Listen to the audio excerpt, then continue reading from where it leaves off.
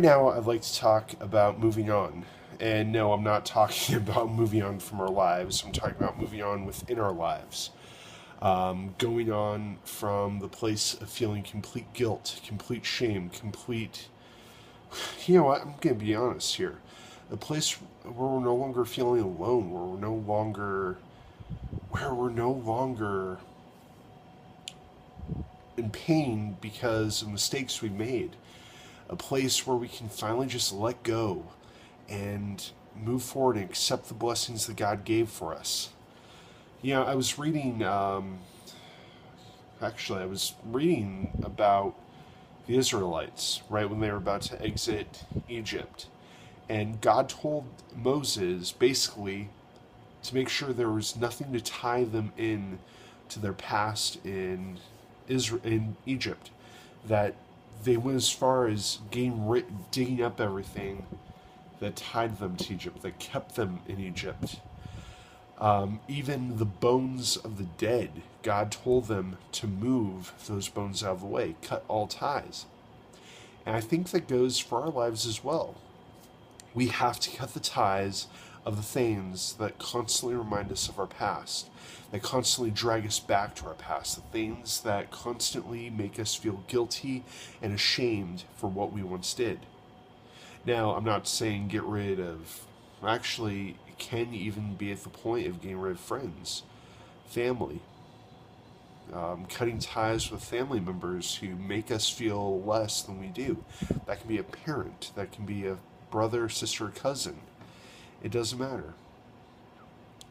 You know, my mom, my mother, my family, and I had a situation recently, about a year ago, where we had to move on from our past. We had to get rid of the things that hindered us from moving on to the blessings that God had for us.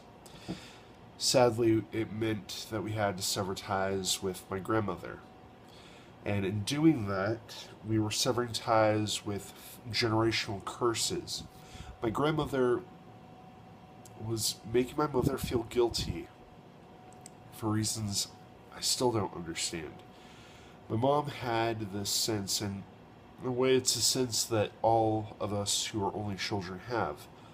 We have a sense of duty to our parents, like we owe them. In some ways, we do.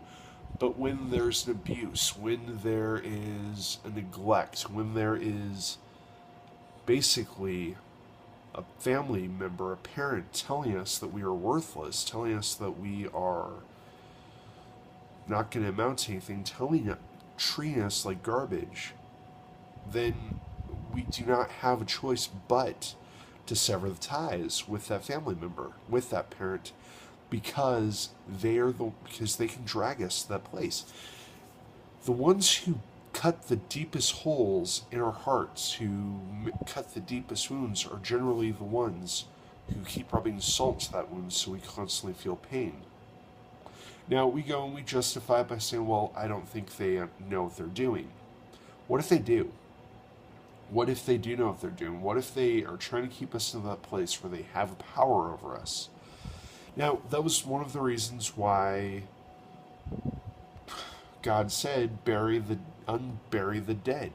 You know, take the bones with you. Because as long as the bones were in Egypt, there would still be a power that Pharaoh held over the Egyptians. And the Israelites.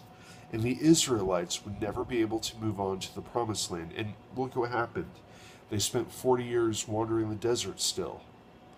But here's the thing. Let's not wander the desert. Let's not allow the enemy to have a hold on our lives. Let's just cut and sever the ties that constantly remind us of who we are. And it's painful because, again, we're cutting something that we've known for so long. But at the same time, do these people even care about us? Our past mistakes really care? There's a song called Highway. It's by Tim McGraw. And the song pretty much says the highway doesn't care if you're alive, the highway doesn't care if you're crying tonight. But I do. It doesn't care if you're alone. It doesn't care, but I do. And that's the thing. Our past is that highway. The people in the past, the people who hold the power over us, the people who constantly bring us down, they don't care. They don't care at all. Honestly, we're the ones who hold on.